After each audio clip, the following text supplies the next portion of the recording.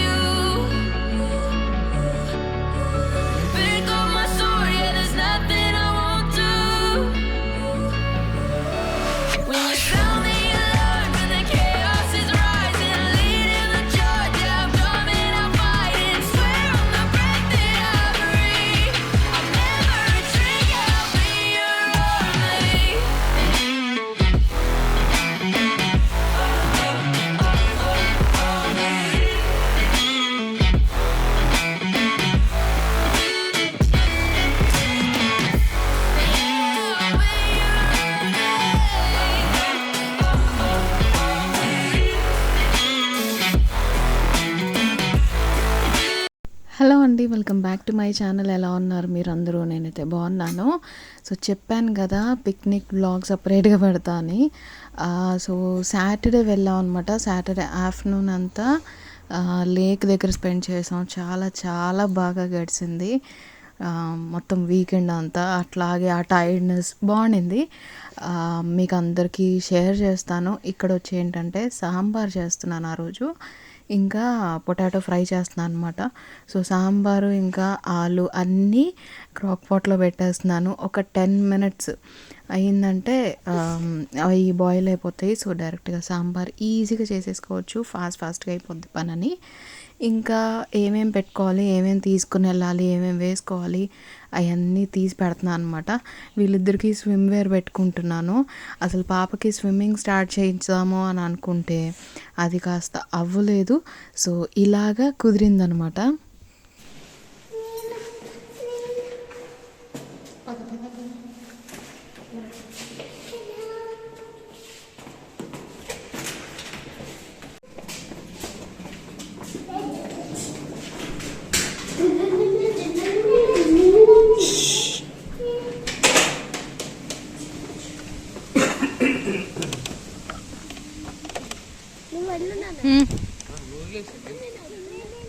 రారా, ఏమైంది?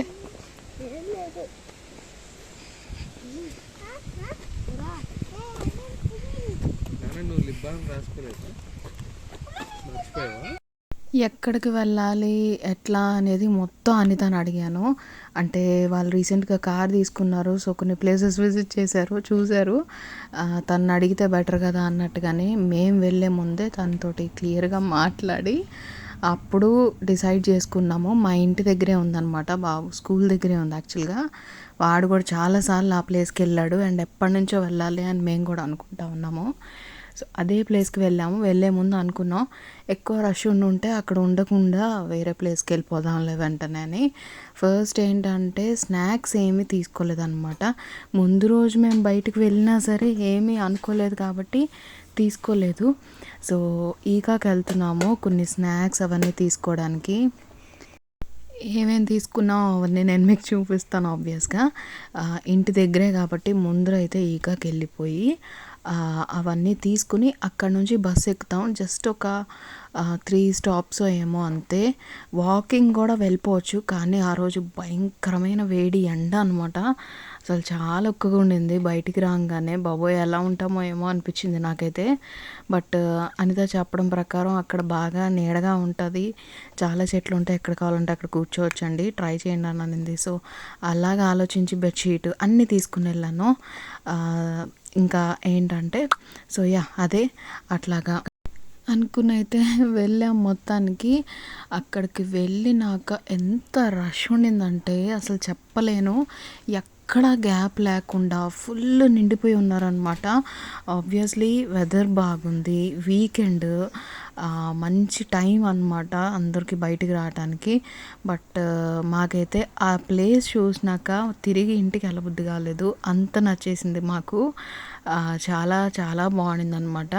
ప్లస్ మేము ఎప్పుడూ కూడా లేక్ దగ్గరికి వెళ్ళి అట్లాగంటే వాటర్లో దిగటం లాంటివి ఏం చేయలేదు. సో ఫస్ట్ టైం కాబట్టి మాకు చాలా చాలా పీస్ఫుల్గా చాలా బాగా నచ్చేసింది. అండ్ చుట్టుపక్కల వ్యూ, ఆ వాటర్ వ్యూ, అసలుకి ఆ స్కై చూస్తే ఎంతసేపు అక్కడ ఉన్నా సరే అసలు నష్టమే లేదనిపించింది. మీకు అంతా షేర్ చేస్తాను. బస్ దిగినాక ఏంటంటే కొంచెం సేపు వాకింగ్ వెళ్ళాలన్నమాట. వెళ్ళినాక అసలుకి ప్లేస్ చూసి షాక్ అయిపోయాము. ఫుల్ పార్కింగ్ నిండా కారులతోటి నిండిపోయి ఉంది.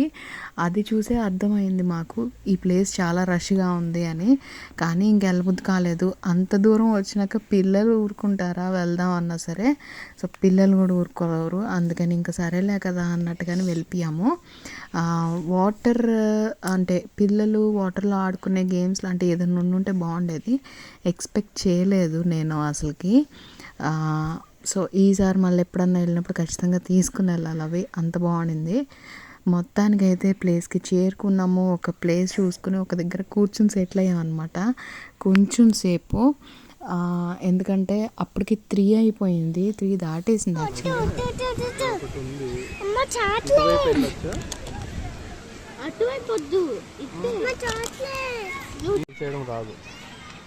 సేవ్ చేయడం రాదు నాకు తెలుసా.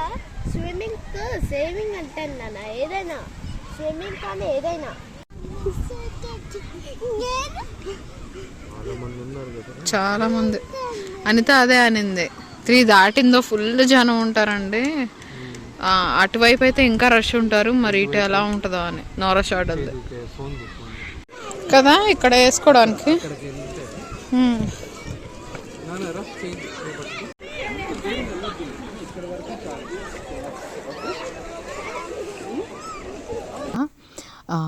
ఈవినింగ్ 5 దాటిందంటే మళ్ళా అంటే దోమలు వచ్చి కొంచెం ప్లేస్ ఖాళీ అయిపోవడం లాగా అయిపోద్ది. తొందరగా వాటర్ దగ్గరికి వెళ్ళిపోదాం అని అనుకున్నాము. ఇంకా నా డ్రెస్ వచ్చి నేను లిడిల్లో తీసుకున్నాను. మొన్న షీస్తాకి వెళ్ళాను కదా, అక్కడ లిడిల్లో సేల్ జరుగుతుంది అన్నమాట, అక్కడ తీసుకున్నాను. నెక్ పీస్ అయితే ఎప్పుడుదోది యాక్చువల్గా, అసలుకి ఎక్కడ తీసుకున్నానో కూడా గుర్తులేదు నాకు, అంత ఓల్డ్ది, కానీ ఎప్పుడు వేసుకోలేదు. అది వదిలేస్తే పిల్లలు ఎంత ఎంజాయ్ చేశారంటే వాటర్లో, అస్సలు అంటే అస్సలు రాలేదన్నమాట. నీళ్ళ నుంచి బలవంతంగా లాక్కొని తీసుకొచ్చాము వచ్చేటప్పుడు.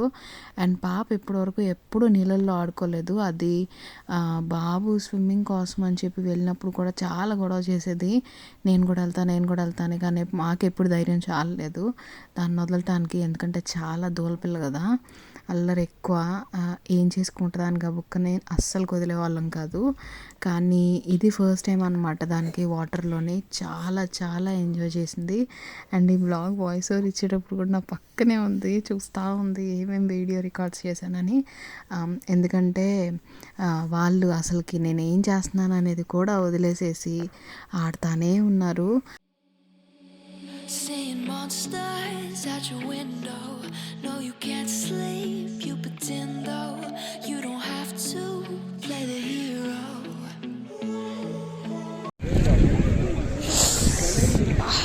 కన్నా అలా అనొద్దు.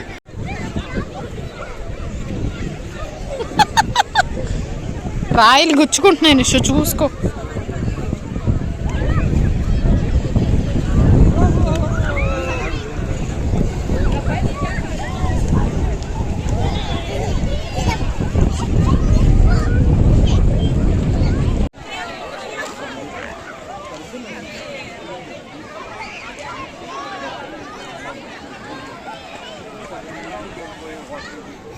చూసుకోండి నిషు, రాయలు గుచ్చుకుంటున్నాయి. స్లోగా, స్లో కేర్ఫుల్, అక్కడి వరకే చాలు.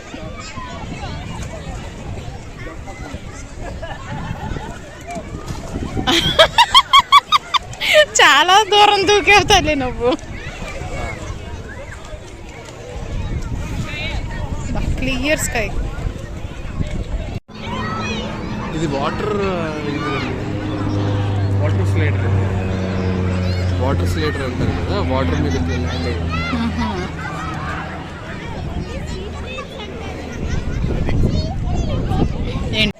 అదే వద్దన్నది కమ్నా.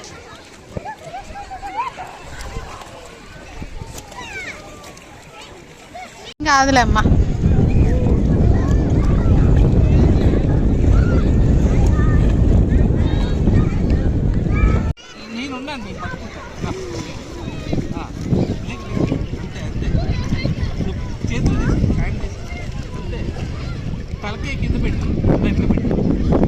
దాని జుట్టు తడిసిపోద్దాం అందరు.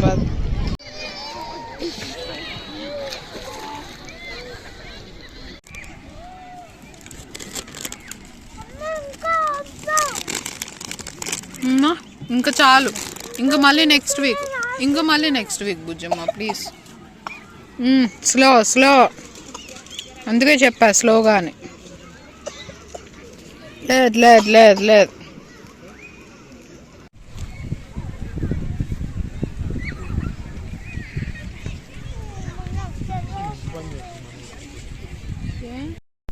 సో మొత్తానికైతే 5:30 దాటి నాకు అనుకుంటా ఆ ప్లేస్ నుంచి వచ్చేసాం. ఎందుకంటే ఇంకా దోమలు కుట్టి పడేస్తున్నాయి.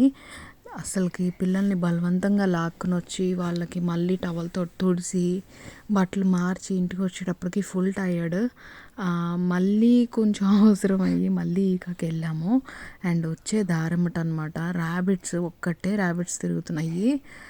సమ్మర్ టైం కదా, అన్నీ బయటకు వచ్చేస్తూ ఉంటాయి. ఇంటి దగ్గర చక్కగా తిరుగుతూ ఉంటుంది. అండ్ వీళ్ళని చూసి అది పారిపోతుంది అనమాట. నేను చిన్న బిట్ తీసుకున్నాను. ఇదైనాక ఫుల్ టైర్డ్. అసలుకి నేను నీళ్ళల్లో దిగకపోయినా నాకే టైర్డ్ అనిపించింది. ఇంకా పిల్లలకి ఎలా ఉండుంటేనో. వాళ్ళిద్దరికి నీట్గా తలస్నానాలు చేయించేసేసి అన్నం పెట్టయితే పడుకోబెట్టేశాను. దాని తర్వాత సండే మార్నింగ్ బ్రేక్ఫాస్ట్ అనమాట ఇది. పాస్తా ఇంకా మంచిగా టొమాటో ప్యూరీ వేసి చేశాను అనమాట, యమ్మీగా. ఇంకా ఆ రోజు లంచ్కి అయితే టొమాటో రైస్ చేద్దామని అనుకున్నాను. ఈయన కూడా అన్నారు, ఎక్కువ టొమాటోస్ తీసుకున్నాం ముందు రోజు. అన్నారు టొమాటో రైస్ చేసేసేయి, సండే నాన్ వెజ్ ఏం వద్దులే ఈసారి అని చెప్పి. సో అందుకని నేనేం చేశానంటే, మామూలుగా చెయ్యాలి అంటే గిన్నెలో టమాటాలు ఉడకబెట్టి అది పీల్ తీసి అవన్నీ చేసేటప్పటికి చాలా టైం పడుతుంది. సో అందుకని క్రాక్ పాట్లోనే పెట్టేశాను. ఒక 10 minutes స్టీమ్ పెట్టాను అనమాట. సో ప్రాపర్గా కుక్ అయిపోయిద్దని ఇది పెట్టి నేను ఇంకా వెజిటేబుల్స్ ఏమేమి కావాలో అవన్నీ కట్ చేసుకుని మసాలా ఇంకా జీడిపప్పు కిస్మిస్ అవన్నీ రెడీ చేసి పెట్టుకున్నాను. సో ఆల్మోస్ట్ ఒక 1/2 hourలో నాకు టొమాటో రైస్ రెడీ అయిపోయింది. అంత ఫాస్ట్గా అనమాట. 10 minutes నాకు స్టీమ్కే పట్టింది. మిగిలిన ప్రాసెస్ డైరెక్ట్గా వండేసేసి పెట్టేయడమే. సో మీకు హెల్ప్ అవుతుంది కదా అని ఈ రెసిపీ షేర్ చేస్తున్నాను. పర్ఫెక్ట్గా కుక్ అయిపోయిన టొమాటోస్ చూడండి ఎంత బాగుందో. అసలు రైస్ అయితే నోట్లో పెట్టుకుంటుంటే ఇట్లా కరిగిపోతుంది, అంత నచ్చేసింది. పిల్లలకైతే బాగా నచ్చేసింది. ఇంకా దీనిలో వెజిటేబుల్స్ మీ ఆప్షన్ అండి, అంటే మీకు ఇంట్లో ఏది ఉంటే అది వేసుకోవచ్చు.